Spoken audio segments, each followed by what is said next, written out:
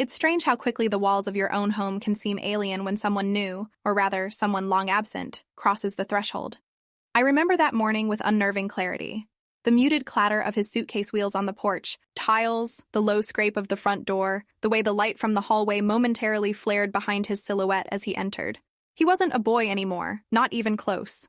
Taller than I remembered, shoulders squared in a way that almost dared you to challenge his right to take up space. He left with adolescent shyness, but returned with the assertive calm of a man who's learned to carry his bruises quietly.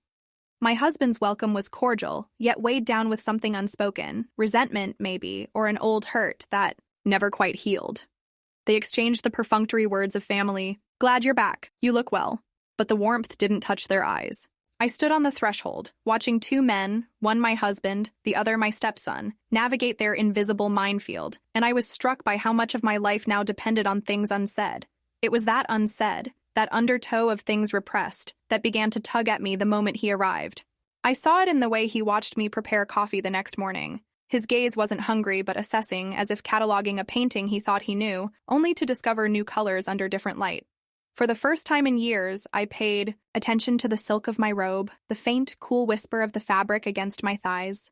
I lingered at the mirror longer than usual, tilting my head at the way my hair fell over my collarbone, wondering if the softness of my skin still showed through the lines at my eyes. My husband left early, murmuring something about deadlines at the office. I was alone with my stepson. No, I can't even use that word without a flinch now, but it's the only word I have. And the silence between us grew lush and almost tropical, heavy with the scent of unpicked fruit. He busied himself unpacking in the guest room, but every movement he made carried a kind of self-possession that made me painfully aware of my own body, my own restless energy. I found myself remembering what it felt like to be noticed, truly noticed, not as a part of the furniture, but as a living, breathing woman. There was a quiet camaraderie that developed over those first days, shared chores, half smiles over breakfast, a running commentary on the news. But beneath the ordinary, something restless was taking root. That Friday, my husband announced he'd be away overnight on business. The way he said it, distant, almost relieved, felt like the universe was tilting us into some dangerous orbit. That night, I couldn't sleep. The house seemed different. Every floorboard creaked with anticipation, every lamp cast more shadows than light. I drifted to the kitchen, the room aglow with the sodium haze of the street lamp outside. I didn't expect to find him there. Leaning against the counter, a glass of wine cradled in his hand, the bottle open between us like a confession. He looked up, met my eyes, and for a moment neither of us said anything. "Couldn't sleep?" he finally asked, his voice softer than I'd heard it in years. I shook my head, not used to the house being so quiet. He poured me a glass, his fingers brushing mine, barely more than a touch, but it sent a current through me, a memory of longing I hadn't known was still alive. We talked, about everything and nothing, his voice deep and sure, drawing out my laughter in a way that made me feel weightless and young. The night grew long. The wine blurred the edges of caution, and the space between us contracted, the conversation looping back on itself in small, intimate circles. I remember how his gaze lingered on the curve of my shoulder when my robe slipped, just a fraction, exposing skin as pale as moonlight. I felt exposed in a way that was both terrifying and exhilarating. For a heartbeat, the distance between us disappeared, replaced by something volatile and electric. But neither of us moved closer. Eventually, I rose, heart pounding, and left him there in the half-dark kitchen. I pressed my palm to my chest, as if to steady the rhythm that suddenly threatened to give me away. Upstairs, in the silence of our bedroom, I watched my reflection in the window, a woman on the edge of something dangerous but not yet lost. I didn't know then that everything had already shifted, that I'd started down a path I could never fully retrace.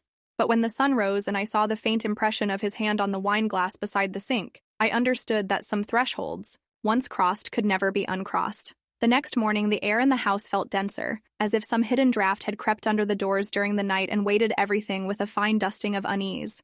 I woke early, before the world had properly tilted into day, and moved quietly through the half-light, feeling my way along the hall as though the walls themselves were listening. Downstairs, the kitchen was washed in the watery blue of early morning, and I stood for a moment just to breathe it in, as if a change in lighting could rinse away the memory of the night before. I lingered at the sink, washing my hands more times than necessary, thinking about the brush of his fingers against mine, about the way my robe had slipped and how he'd looked away, or hadn't. I thought about the silence that had hung between us, not awkward but taut, full of things that no one dared name. For the first time in years, I felt the outline of my own longing as something sharp and bright, not dulled by routine. I chose my clothes carefully, picking a silk slip beneath my sweater, something soft and fine that whispered against my skin with every movement, a secret just for me, or perhaps for both of us. He came into the kitchen barefoot, hair sleep mussed, wearing the old flannel pants I'd once bought as a birthday gift, back when he was still almost a boy. The years had changed the fit. They hung looser around the waist but clung more tightly to his frame, a reminder that time did not wait for anyone's comfort. He smiled, a little guarded, as if he too was testing the boundaries of the new world. We'd conjured out of shadows and late-night wine. "Coffee?" he offered, reaching for the pot before I could respond. I nodded, trying to make my voice sound casual. "Thanks." We moved around each other with a strange choreography, too careful, too measured.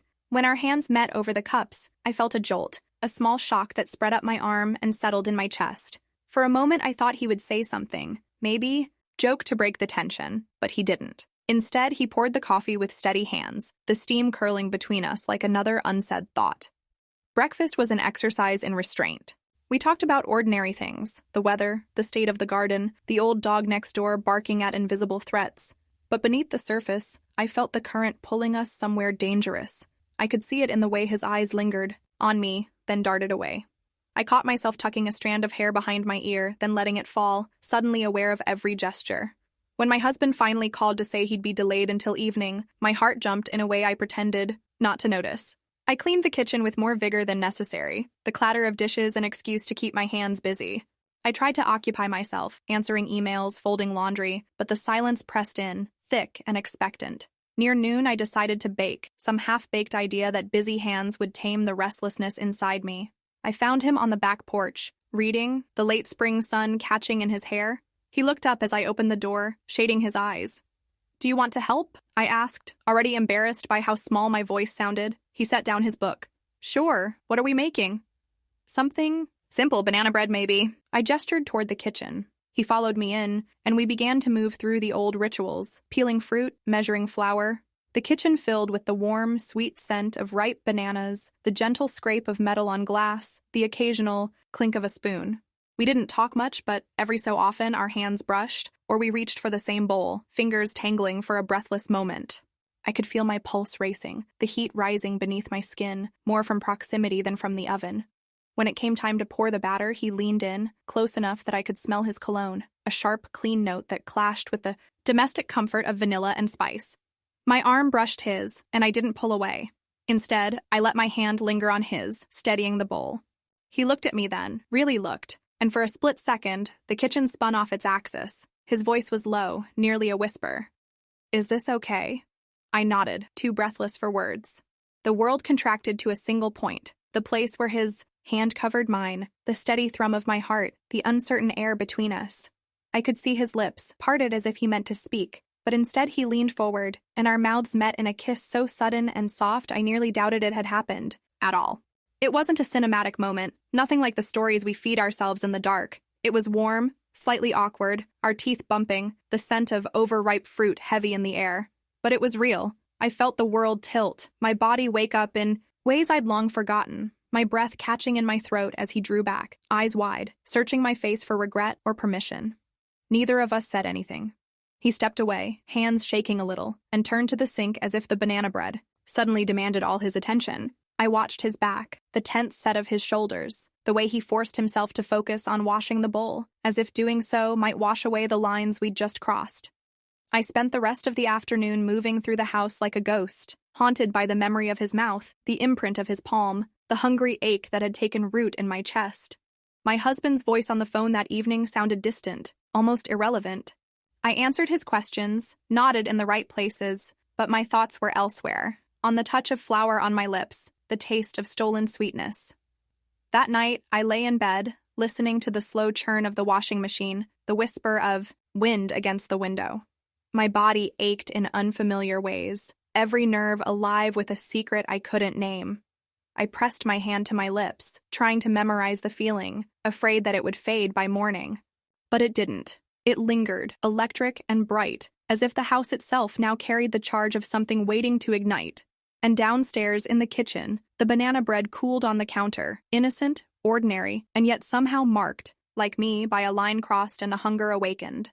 That weekend, the weather changed. Sharp winds slicing through the tender new leaves, clouds gathering along the horizon with the threat of spring rain. My husband suggested a getaway, perhaps, sensing a pressure building in the house or simply eager for a change of scenery.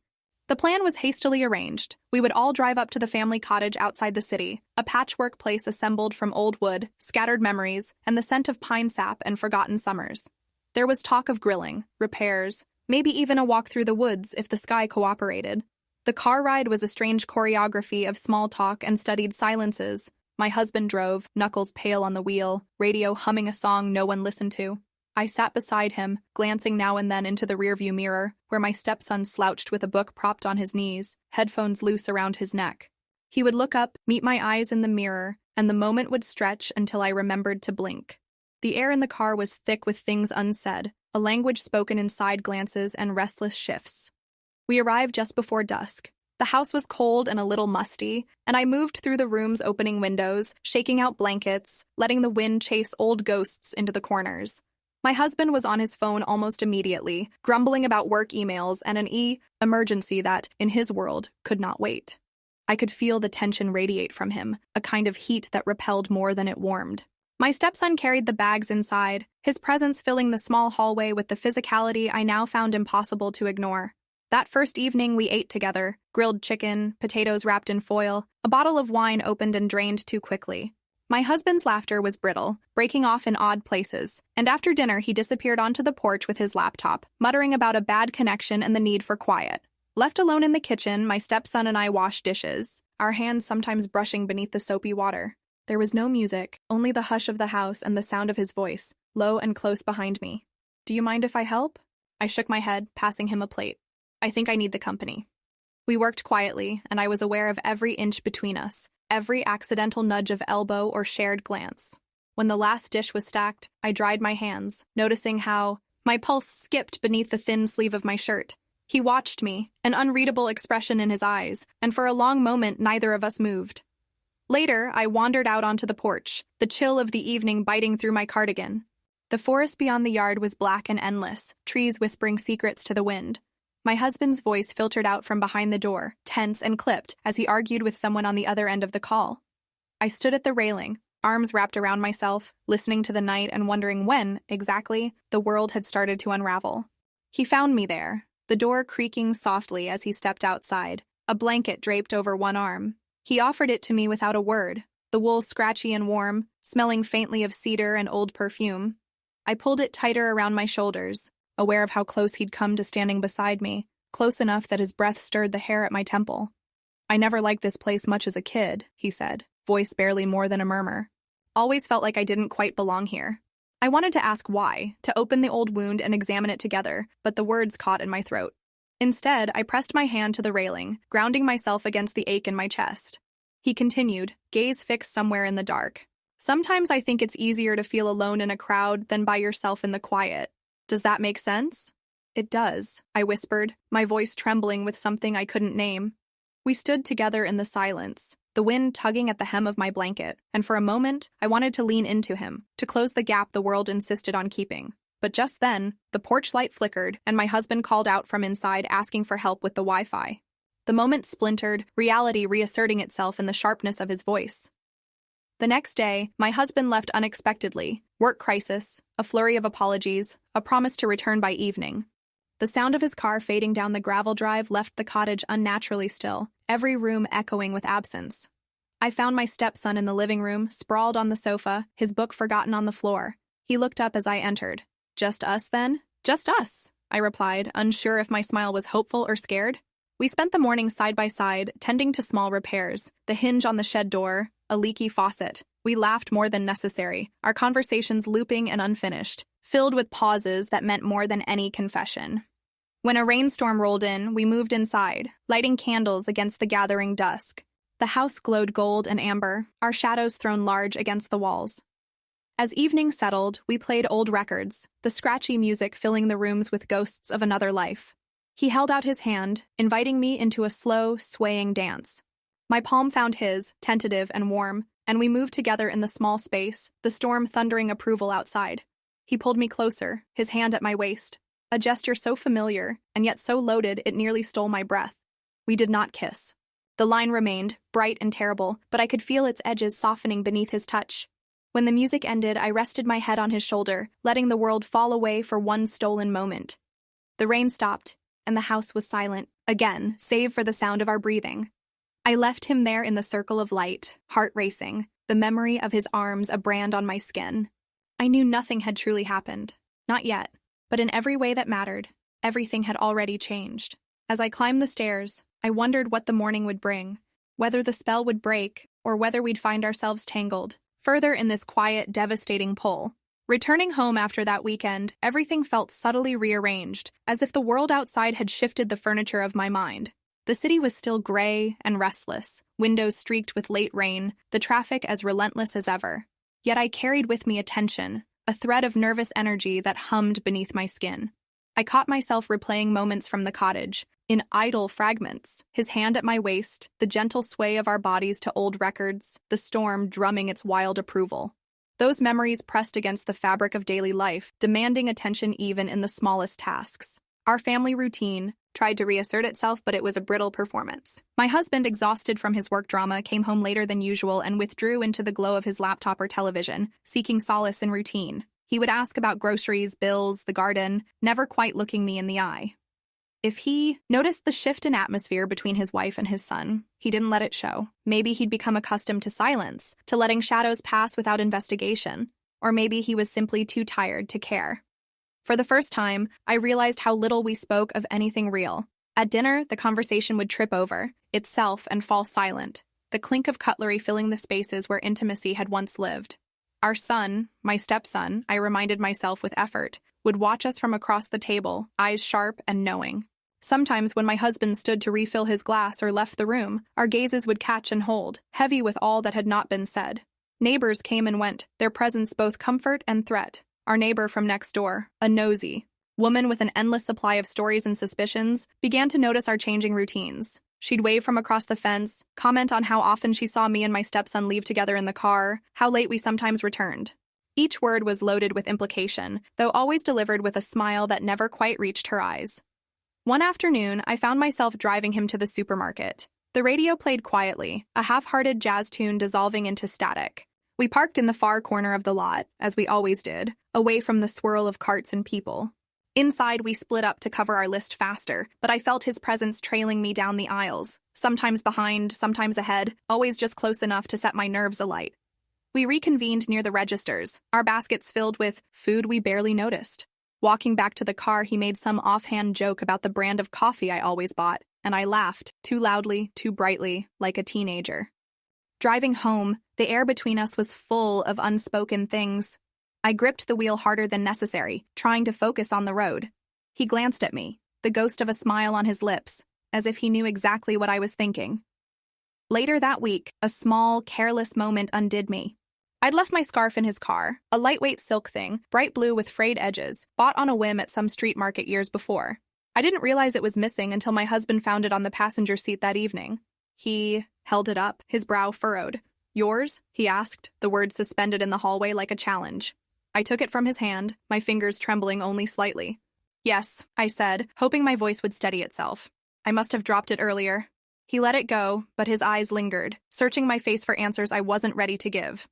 That night, I sat awake in bed, the scarf draped over my lap, wondering how much suspicion a single piece of fabric could hold. Shadows shifted across the ceiling, and I felt the weight of all my secrets pressing in, suffocating. The next morning, the neighbor cornered me at the mailbox. She chatted about her roses, the price of milk, the construction noise up the street, but her gaze was sharp, flicking between my face and the house behind me. "You and your stepson seem close these days," she said at last, voice low and almost affectionate. "It's nice to see a family getting along so well." I forced a smile, feeling heat crawl up my neck. "He's helping out a lot while my husband's busy." She nodded, her eyes narrowing with something like satisfaction, and walked away. I stood there for a long time, the mailbox cold beneath my hand, until the street emptied and the moment passed. Inside, daily life pressed on, each gesture, each exchange, tightrope thin. I found myself growing more cautious, more deliberate, avoiding rooms where we might be alone, lowering my voice when we spoke, keeping my eyes down. But the tension only sharpened, an ache that would not be soothed. The more I tried to maintain distance, the more I longed to close it. And yet, the danger was real. Every glance a risk, every shared moment a step closer to being discovered. The walls of the house listened, the eyes of the neighborhood watched. I moved through the days with careful steps, all the while feeling the inevitable slide toward something I could not quite name but could no longer pretend to resist. The next time my husband asked where I was going, I lied, easily, automatically, the words tasting strange and sour on my tongue. I hated myself for it, and yet I hated the alternative more. A life untouched, unmarked, quietly suffocating under the weight of what would never be spoken. There was no easy way back to the safety I had known. The old patterns were already broken. And the truth was, some small, defiant part of me no longer wanted to be saved. That week, an odd sense of urgency hung in the air, the days passing with a speed and weight that made everything feel sharpened. I'd go about my routines, making coffee, answering emails, picking out clothes with a care that bordered on obsession, always aware of his presence somewhere in the house or nearby. I could sense when he was in the next room, hear the faint notes of music leaking through the wall, the low hum of his voice when he spoke on the phone. My own anticipation felt almost adolescent, a nervous energy that pulsed beneath my skin. Wasn't difficult to find an excuse to see him. One afternoon, after my husband called to say he'd be working late again, I texted my stepson and suggested I drop by his apartment with a few things he'd left behind. A book, a sweater, something trivial that would never have mattered otherwise. He answered quickly, his message brief, as if he too was wary of spelling out what we both wanted. I dressed with deliberate care, choosing jeans and a soft, thin blouse, slipping on the lace bra I'd bought on a whim months earlier, back when I'd convinced myself that pretty things were wasted on a woman my age. The fabric hugged my skin, a private thrill, something I could feel with every breath. My reflection in the mirror looked flushed, alive in a way I'd almost forgotten. The drive to his apartment felt longer than it was, my mind flickering between caution and anticipation. When I arrived, he was waiting by the door, hands in his pockets, his posture easy, but his eyes alert, watchful. The space inside was small, cluttered with books and plants, and the evidence of an untidy but lived-in life. I handed him the bag, our fingers brushing for a fraction of a second, and I saw the pulse in his throat quicken. We made coffee, standing side by side in the cramped kitchen. The city noise outside was muffled, distant, as if we were suspended in a bubble of quiet possibility. He poured my cup, set it on the counter. For a moment, we spoke only of safe things. Weather, work, errands, each word a step closer to the edge we both knew we'd cross. He sat on the old sofa, motioned for me to join him. I sat, leaving a careful space between us, but it didn't last long. Our bodies seemed pulled. Together by a logic older than either of us, gravity made manifest in the smallness of that room. He turned toward me, his knee brushing mine, and I felt the world compress to the space between our hands. He looked at me, voice quiet but steady. I don't know how to pretend anymore. I nodded, the words caught in my throat, then reached for him, hesitant at first, but then with a certainty that surprised me. Our mouths met in a kiss that was nothing like the clumsy sweetness of before. This was deliberate, desperate. A slow burn that built with each movement. His hand cradled the back of my neck, and I leaned into him, feeling the strength of his arms, the heat of his body pressed to mine. The room spun, shrinking to the sharp sensation of his fingers in my hair, the taste of his breath, the heat pooling low in my belly. Everything else, the city, my marriage, the consequences, fell away, leaving only this moment, reckless and pure. I clung to him, breathless, letting myself be undone, not by fear or shame, but by a need that felt both familiar and dangerously new. We broke apart only when a knock sounded at the door, sudden and jarring. He sprang up, his face flushed, running a hand through his hair as if to erase what had just happened. I gathered myself, smoothing my blouse, heart hammering so loudly I was sure it could be heard from the hallway. He opened the door a crack. It was his neighbor, a woman I'd seen in the lobby once or twice, holding a stack of mail. She glanced at me over his shoulder, her eyes lingering for just a second too long, her expression unreadable. She handed him the letters, made some remark about a package, then disappeared down the hall, her heels clicking against the tile. I sat, my breath coming in shallow bursts, the taste of him still on my lips, my skin prickling with the knowledge that we were seen, even if only by chance. The door closed and silence rushed in. For a while, neither of us moved. Then he came back to the sofa, sat beside me but didn't touch me. The air between us was thick with adrenaline, uncertainty, and something close to dread. I should go, I said finally, my voice unsteady. He nodded, his eyes searching mine for something neither of us could promise. On the drive home, the city, lights blurred and doubled in my vision. I kept one hand pressed to my mouth, as if to hold the secret in place, the memory of his touch pulsing through my veins. My phone buzzed, a text from my husband asking if I needed anything from the store. I answered automatically, lying with the casual ease of someone who's practiced. When I pulled into our driveway, the house looked unchanged, but I knew nothing inside me would ever be the same. That night, I lay awake, replaying every detail.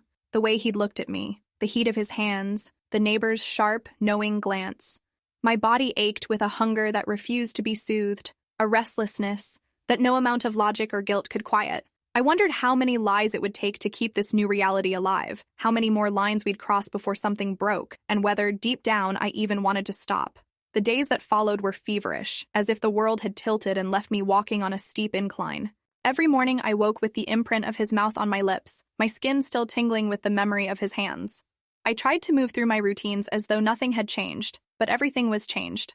My body betrayed me, a flush rising to my cheeks at the sound of his voice, my pulse quickening when I caught a glimpse of him in the hallway, the way my breath stilled when our eyes met across a room full of mundane distractions.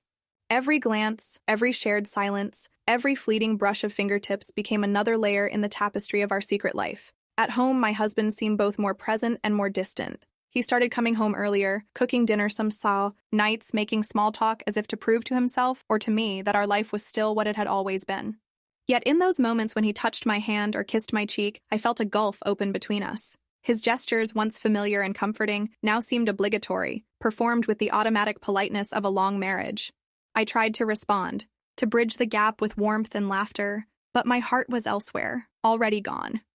He noticed the difference, of course. He'd ask if I was tired, if work was stressful, if there was something I needed to talk about. I brushed him off with practiced ease, murmuring reassurances, watching the relief flicker across his face before the silence closed around us again. We made love once, the encounter awkward and brief, neither of us quite able to meet the other's gaze afterward. I wondered if he sensed the absence in me, the part of myself that no longer belonged to him, the part now pulsing with life and risk. With my stepson, every encounter was charged, a game of hiding in plain sight. We'd find small moments, passing in the hallway, sitting beside each other at dinner, standing together in the garden, that became worlds in themselves. Sometimes, he'd brush his hand against mine when no one was looking. Sometimes we'd exchange glances that lasted too long, each one daring the other to look away first. I could feel the others watching us, especially my neighbor, whose eyes lingered, with quiet suspicion. The thought should have terrified me, but instead it quickened my blood, added a new thrill to every secret we kept. I found myself making excuses to see him, inventing errands or chores that required his help. He'd come over to fix a dripping, tap, or to help carry boxes from the garage, and we'd steal a moment in the laundry room, pressed close among the scent of soap and warm fabric. Once, as I folded towels, his hand slid over mine and we stood for a long minute, neither speaking, letting the heat between us fill the silence. The world outside those four walls might as well have been another planet. But there was guilt too, sharp and unyielding. I thought about my husband, about all the years we'd built together, the life that now felt as fragile as spun glass. I saw the lines in his face deepen, the way he watched me when he thought I wasn't looking. My heart twisted with the knowledge that I was lying to him every day, that my happiness was built on stolen moments and betrayals. Yet even as I resolved to pull back, to end things before we destroyed ourselves, I found I couldn't. The need was too great, the connection too deep. Each attempt at distance only made the hunger worse. We talked sometimes, my stepson and I, not just about us, but about the future, about the impossibility of what we were doing. His voice was low, his words careful. "We can't keep this up," he said one evening, his gaze flicking to the window as if afraid someone might be listening. "I know," I replied, the words catching in my throat. "But I don't know how to stop." He laughed, soft and sad. "I don't want to stop, that's the problem." Those conversations left me raw, longing and afraid in equal measure. I began to dream of impossible outcomes, running away, starting over, tearing the world down just to build it again with him at my side. Then I'd wake to the gray light of morning and the reality of all I stood to lose, my marriage, my home, my standing in the world. I became two people, one who smiled and nodded through the rituals of daily life, and one who counted the hours until the next stolen moment, the next brush of lips and hands. Around us, the world pressed in. My husband's work troubles grew, filling the house with an edge of panic and frustration. He needed me, and I gave him what I could, but I was hollowed out, my heart elsewhere. My stepson had problems of his own, a failed project at work, money worries, the restlessness of a life half-lived. We leaned on each other, broken pieces fitting together in ways that made no sense and every sense. And yet even as the walls closed in, I could not bring myself to stop. I could not give him up. The very danger of what we were doing, the risk of discovery, the threat of loss, became its own form of intoxication. Every secret glance, every hurried touch, every whispered word in the half-dark became a declaration. We were alive, even if it meant burning everything else to the ground. I told myself it couldn't last, that sooner or later something would break. But for now, in those stolen moments, I belonged to him, and he to me, and nothing else in the world felt as real. There's a certain point when secrets begin to unravel, not through grand confessions, but in the gradual weight of daily life. How your shoulders tense when a phone buzzes unexpectedly. How your mind races at the sound of your name spoken in the wrong tone. How the air in the house thickens with suspicion even when everyone is silent. That week, everything seemed heightened. The smallest details stood out in painful clarity, as if my senses had been sharpened by fear. It started with something small. My husband's tablet, left on the kitchen counter while he took a call in. The garden flashed to life with a new notification. I should have looked away, should have kept my hands busy with the dishes, but the urge was too strong. I glanced down and caught the edge of a message, just a fragment, the tail end of a conversation between my stepson and me, a line that was harmless to anyone else, but between us carried the entire weight of what we'd become. My heart slammed in my chest. I forced myself to step away, to busy my hands with wiping the counter, to greet my husband with an easy smile when he came back inside. But the fear wouldn't leave me. He was restless that day, more than usual. He watched me from across the table, eyes narrowing whenever my phone buzzed, his questions circling in a way that made me feel trapped. Was I happy? Did I need anything? Did I want to take a weekend away, just the two of us? The guilt pressed against my ribs until I could hardly breathe, yet my answers came out smooth and automatic, learned from years of practiced diplomacy. I said what he needed to hear, and when he took my hand in his, I squeezed back, desperate to convince both of us that nothing had changed. But inside, everything was different. I found myself wondering how much longer I could keep up the charade. I caught my stepson's eye across the dinner table, saw the anxiety flicker in his expression. He was more distant, quieter, and I realized that fear was eating at him too. The tension between us had changed flavor, still charged, but now tinged with dread, as if every word might be the one that finally betrayed us. One evening, unable to take the suffocating quiet, I retreated to the garden. The air was heavy with the scent of cut grass and distant rain. My stepson found me there, hovering at the edge of the patio, hands buried in his pockets. We stood in the long shadows of the setting sun, the world outside blurring into dusk. "We can't go on like this," he said quietly. "I keep thinking he knows." I nodded, unable to meet his eyes. "I know. I feel it too." He stepped closer but didn't touch me, his posture stiff with restraint. "Maybe it's time to stop before we ruin everything." The words sat between us, heavy and impossible. I wanted to say yes, to agree that we could return to some version of normal, but my body recoiled at the thought. The pain of losing him was already too sharp, and I was surprised by how much I feared it. I shook my head, voice barely a whisper. "I don't want to lose you." He let out a shaky breath, glancing back at the house where the lights burned, warm against the darkening sky. "Then what do we do?" I didn't answer because I didn't know. Every option felt like a betrayal, of him, of my husband, of the life we'd all built together. The pressure to choose grew with every passing day, and I felt myself fracturing under its weight. That night, the tension reached a breaking point. After dinner, my husband announced, almost casually, that he was planning a weekend away for the two of us. No phones, no distractions, just time to reconnect. My stepson's face went blank, and I felt the world tilt under my feet. The implication was clear. My husband was trying to reclaim what he feared was slipping away. I agreed, because what else could I do? To refuse would have been to confess everything. Later, as I packed an overnight bag in our room, my hands trembling over every folded shirt, I heard my stepson's voice through the crack in the door, low and urgent on the phone. I didn't catch the words, but I felt the desperation in them. When I stepped into the hallway, he was waiting for me, eyes shining with something fierce and wild. "Come with me," he said, his voice rough with hope and fear. "Just for a few days. Let's get away. Figure this out somewhere else." Was madness. But in that moment, it felt like the only real thing left in my life. I hesitated, the familiar world of my marriage on one side, the unknown with him on the other. My husband called from downstairs, asking if I was ready to go. I looked at my stepson, at the life I might lose or destroy, and made a choice that would change everything. "I'll come with you," I said, the words tasting like relief and terror all at once. We slipped out into the night together. The house, behind us glowing with all the warmth and comfort I was leaving behind. I didn't know what would happen next, if we'd be discovered, if I'd regret it, but I knew that I couldn't turn away from the truth any longer. The path ahead was dark and uncertain, but for the first time in months, I felt alive with possibility and with fear. We didn't go far. There was no grand escape, no cross-country flight or reckless dash to a border. Instead, we drove for hours, along empty roads, past dark fields and shuttered storefronts, until the city was just a dull glow behind us. The rain returned, drumming softly against the roof of the car as we moved through the night, neither of us saying much. The world outside was blurred, a tunnel of passing headlights and fleeting reflections, and for once I felt strangely at peace, suspended in this narrow space between what was and what might be. He found a small inn outside a forgotten town, one of those places built for anonymity. Thin floral carpets, lamps that hummed, a key with a plastic fob heavy in my hand. There was nothing romantic about it, nothing cinematic. We sat on the bed and let the silence settle, not reaching for each other but simply breathing, the weight of our decision hanging between us like fog. The room was stuffy and overheated, and I kicked off my shoes, feeling the coarse rug beneath my bare feet as a grounding comfort. For the first time since any of this began, I allowed myself to speak the thoughts I'd been hoarding.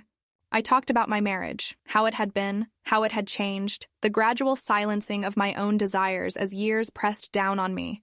I spoke of my guilt, of the way my husband's kindness and predictability had turned from comfort to suffocation, how love had transmuted into obligation and then into a kind of ghostly coexistence.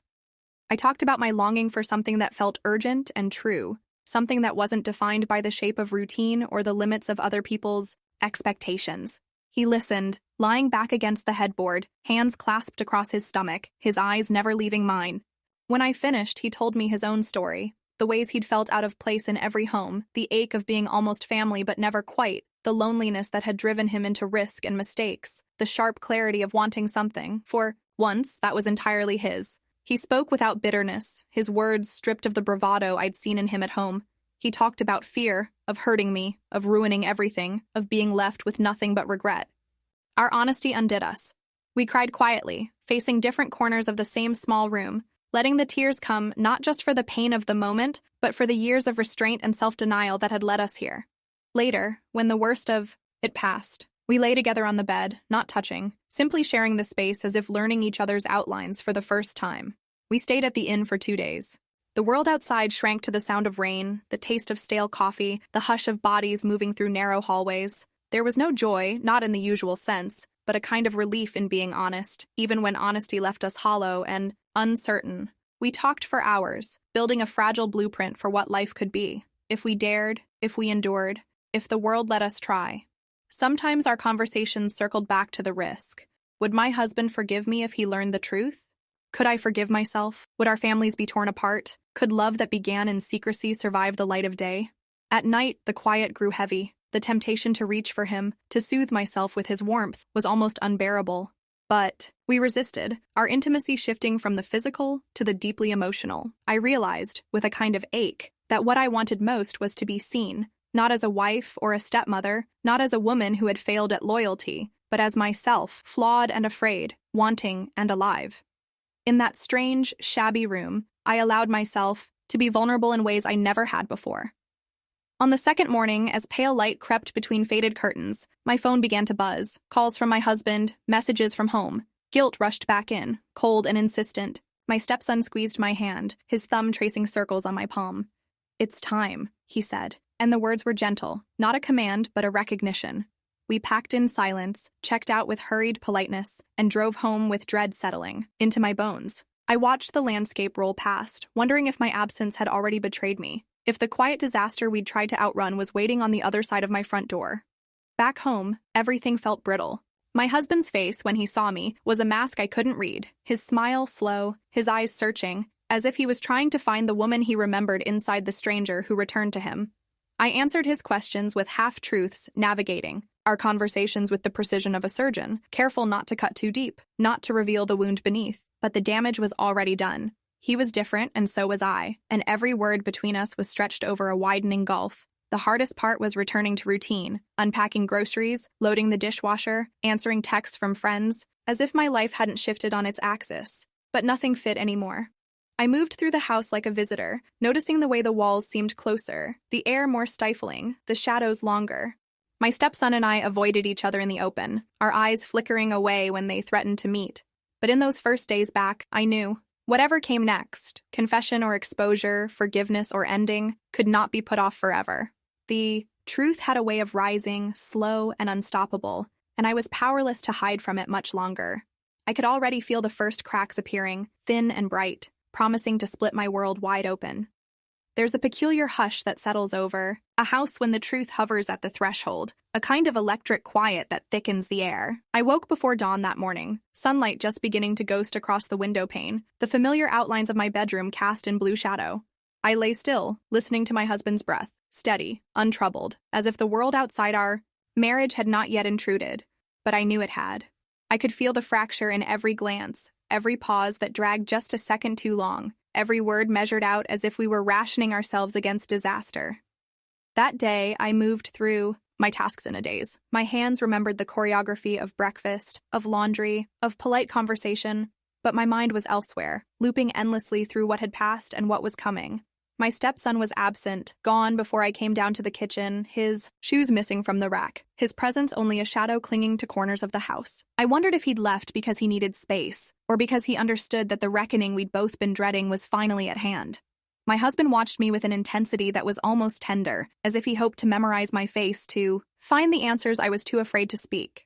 We sat together in the living room, the television flickering soundlessly, both of us pretending to care about the news. The pause between us grew heavy, the kind of silence that can only mean one thing. Someone must speak, or everything will collapse beneath the weight of what's unsaid. He was the first to break. His voice, when it came, was rough at the edges, unsteady. "Are you happy?" he asked, not as an accusation, but as a plea. "Have I done something to push you away?" The question hovered between us, trembling.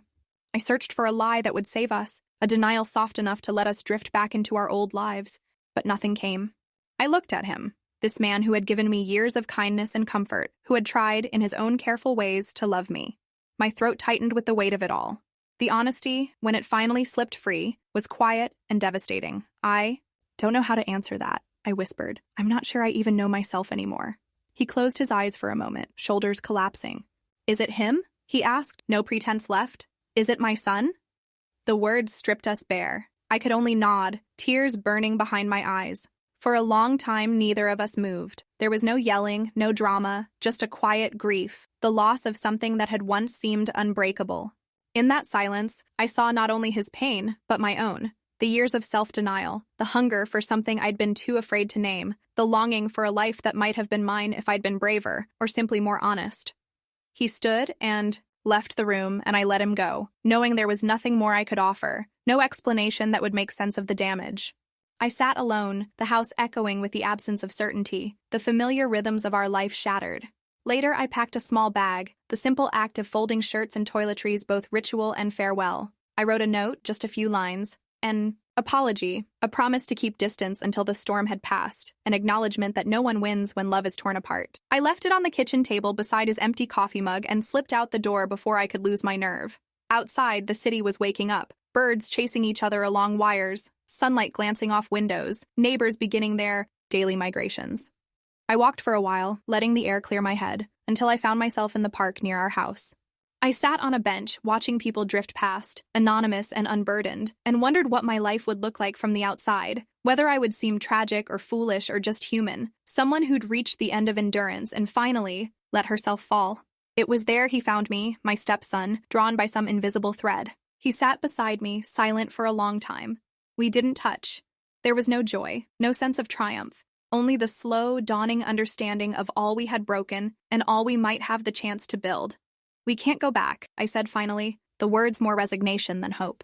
He nodded, eyes fixed on the horizon. "I know, but maybe we can go forward, even if it's hard, even if it hurts." I turned my face to the sun, letting its warmth find the parts of me left cold by months of fear and indecision. I didn't know what would come next, if there could be forgiveness or if the scars would prove too deep. I only knew that for the first time, I'd stopped running from myself. The world kept moving. Somewhere a child laughed, a dog barked, a train sounded in the distance. I sat in that quiet, at the edge of my own new beginning, and let the grief settle beside the hope, both of them real, both of them mine.